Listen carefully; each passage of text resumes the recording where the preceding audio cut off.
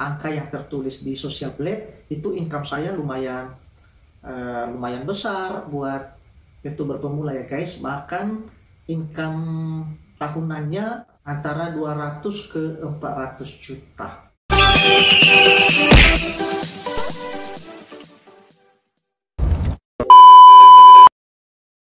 Pada saat masa-masa peninjauan itu, saya tetap saja rajin mengupload video dan kebetulan videonya banyak yang booming.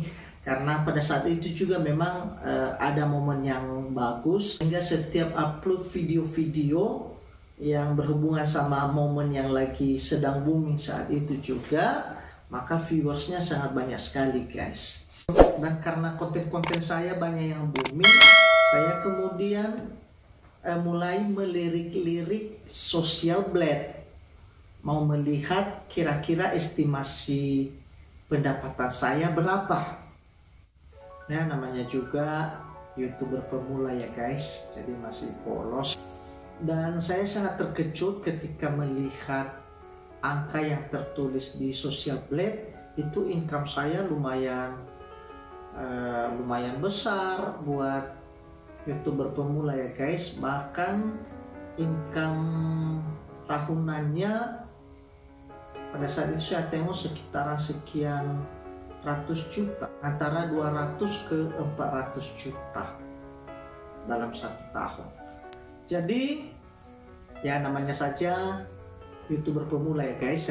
Saya pikir itu memang sudah benar-benar income saya. Saya masih belum ngerti bahwa angka-angka yang ditunjukkan Social Blade itu sebenarnya angka-angka sekiranya pada saat itu channel saya sudah dimonetisasi, karena memang video saya banyak yang booming, banyak yang viewersnya sampai puluhan bahkan ratusan ribu. Jadi untuk seorang YouTuber pemula itu kan lumayan, itu sudah termasuk booming guys ya, kalau mendapatkan viewers sebanyak itu. Jadi kalau sekiranya pada saat itu memang channel saya sudah dimonetisasi dan konten-konten saya boomingnya tetap seperti itu setiap bulan, maka kemungkinan saya memang bisa mendapatkan income yang sebanyak itu, 200 sampai 400 juta. Yang sekali lagi untuk YouTuber pemula itu sudah angka yang fantastis ya. Jadi melihat angka tersebut guys, saya semakin semangat dong, semakin rajin upload. Ini duitnya sudah di depan mata pikir saya. Karena kirain angka yang ada di Social Blade itu adalah sudah benar-benar duit yang ada di depan mata. Lalu saya mulai bermimpi, oh ntar nanti kalau kajian pertama saya beliin ini, saya beliin itu dan lain sebagainya. Dan karena semangatnya, saya juga memotivasi orang lain untuk menjadi YouTuber. Saya bilang ini loh, uangnya lumayan banyak. Lalu saya tunjukkan angka-angka yang ada di Social Blade saya. Dan kebetulan pada saat itu ada teman-teman panitia pembangunan rumah ibadah yang melihat angka-angka tersebut. Lalu mereka meminta supaya saya bisa menyumbangkan sedikit buat pembangunan rumah ibadah. Dan tanpa pikir panjang, saat itu saya iakan dan saya janjikan sejumlah angka yang akan saya kasihkan kalau saya sudah mendapatkan gaji pertama dari YouTube. Tepat tanggal 30 Oktober 2019, channel ini kemudian dimonetisasi. Saat itu saya masih ingat dapat email sekitar jam 4 dini hari. Sebelumnya hal ini sudah pernah saya sharingkan, teman-teman bisa mencari videonya di link di atas. Saat itu sebenarnya saya sedang bersiap-siap menuju bandara buat traveling ke Penang, Malaysia. Dan sudah berencana mau bikin vlog traveling dan kuliner, dan berniat akan mengarahkan channel ini sebagai channel traveling saja. Karena ketika saya ngecek deskripsi channel, rupanya di situ saya tuliskan bahwa channel ini adalah berisikan konten-konten tentang traveling dan kuliner beserta tema-tema lainnya. Jadi ketika saya cek video-video yang pernah diupload di channel ini, konten-konten yang bertemakan traveling dan kuliner itu sangat sedikit. Saya kemudian berpikir, jangan-jangan channel saya ini belum juga kunjung dimonetisasi, mungkin karena konten-konten tentang traveling dan kuliner kurang banyak saya upload. Sementara di deskripsi channel sudah saya tuliskan bahwa channel ini berisikan tentang traveling dan juga kuliner. Ya, Begitulah kalau masa-masa penggantungan guys, jadi kita kadang banyak berpikiran yang aneh-aneh. Makanya sekali lagi digantung itu sangat tidak enak.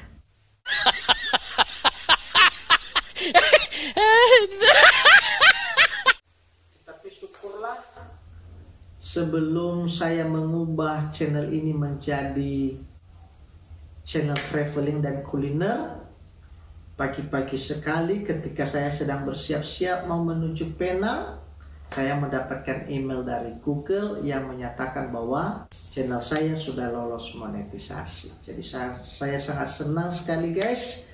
Jadi waktu di Penang saya memang tetap bikin vlog tentang traveling dan kuliner, tetapi bahannya sudah ada dan sampai sekarang belum diedit, dan nanti akan diupload di channel saya yang satu lagi. Nah, itu artinya sejak tanggal 30 Oktober 2019 channel ini sudah mulai ada iklannya. Itu berarti sudah mulai ada penghasilannya. Saya sudah sah menjadi seorang YouTuber.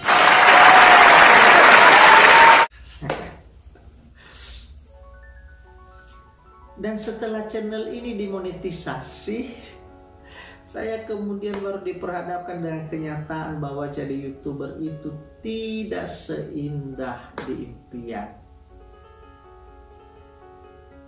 Angka-angka yang di Social Blade itu rupanya hanya estimasi jika sekiranya video-video saya yang booming pada saat itu sudah dimonetisasi sekian. Tetapi kenyataannya pada saat itu channel masih belum dimonetisasi. Dan yang paling sakit, video-video saya yang sempat booming itu sebagian besarnya sudah saya pangkas, sudah saya buang, karena tadinya saya berpikir bahwa alasan channel saya lama dimonetisasi jangan-jangan karena video-video itu bermasalah. Bang. Jadi sayang sekali viewers yang dulu itu yang sempat banyak itu yang tidak ada fungsinya, tidak bisa menghasilkan uang. Dan mungkin kalau video-video itu masih tetap bertahan sebenarnya di channel ini, setelah dimonetisasi sebenarnya dia masih bisa menghasilkan income, tapi sayang sekali videonya sudah sempat saya buang. Memang beberapa diantaranya saya upload kembali, tetapi karena momennya sudah selesai, yang momen yang viral-viral itu sudah selesai, jadi dia tidak booming lagi videonya, tidak ada lagi, tidak banyak lagi viewersnya. Jadi setelah channel ini dimonetisasi, ya saya baru nyadar bahwa sebenarnya buat menghasilkan duit 1000 perak saja pun susahnya minta ampun. Saat upload satu video mesti ditonton oleh puluhan ribu, ratusan ribu orang baru bisa jadi duit guys. Jadi kalau video yang kita upload baru ditonton 1000-an orang, baru ditonton 1000-an kali, apalagi kalau baru ditonton 100 kali atau baru belasan kali, ya itu mah belum ada duitnya. Dan untuk bikin video yang bisa mendatangkan viewers atau penonton yang sampai ratusan ribu itu bukan hal yang gampang guys. Ya, income YouTuber itu ditentukan oleh banyaknya viewers, banyaknya yang menonton iklan di video-video kita. Jadi tidak ditentukan oleh banyaknya subscriber. Jadi subscriber itu tidak menghasilkan duit guys. Jadi subscriber itu hanya lebih kita butuhkan sebenarnya di saat-saat awal mengembangkan channel, yaitu supaya channel kita bisa dimonetisasi, maka kita harus memiliki 1000 subscriber. Setelah mencapai 1000 subscriber sebenarnya tidak penting lagi mau banyak subscriber atau tidak, itu sebenarnya tidak berpengaruh sama penghasilan kita. Jadi penghasilan kita itu lebih dipengaruhi oleh banyaknya yang menonton konten dan iklan-iklan yang ada di channel kita. Dengan kata lain, income di YouTube itu ditentukan oleh banyaknya viewers, bukan oleh banyaknya subscriber. Ingat itu. Untuk teman-teman YouTuber pemula, ini perlu diingat guys, ya. Biarpun banyak subscriber kita, tetapi kalau video kita tidak banyak ditonton, ya sama saja itu tidak bisa menghasilkan duit. Semakin banyak yang nonton, maka semakin banyak duitnya. Apalagi kalau iklannya ikut ditonton, apalagi kalau netizennya ikut mengklik, mengunjungi iklan yang ada di konten kita, maka itu artinya akan semakin banyak mendatangkan duit bagi kita. Tips buat menghasilkan income dari AdSense yang besar adalah dengan mengupload konten-konten yang menarik minat orang banyak. Semakin banyak yang nonton konten, maka peluang dapat AdSense-nya semakin besar. Mungkin pertanyaan teman-teman, kenapa setelah channel dimonetisasi justru video-videonya sudah tidak ada lagi yang booming? Sebenarnya sih masih ada 1-2.